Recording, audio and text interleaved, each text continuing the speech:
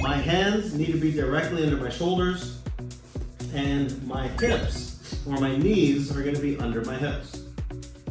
Now, as I maintain my spinal neutrality, I'm going to lift my left hand and I'm going to lift my right leg.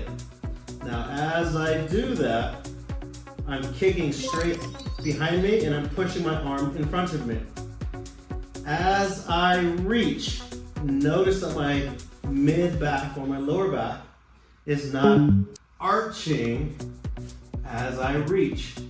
I have to maintain my spine in a neutral alignment and maintain balance.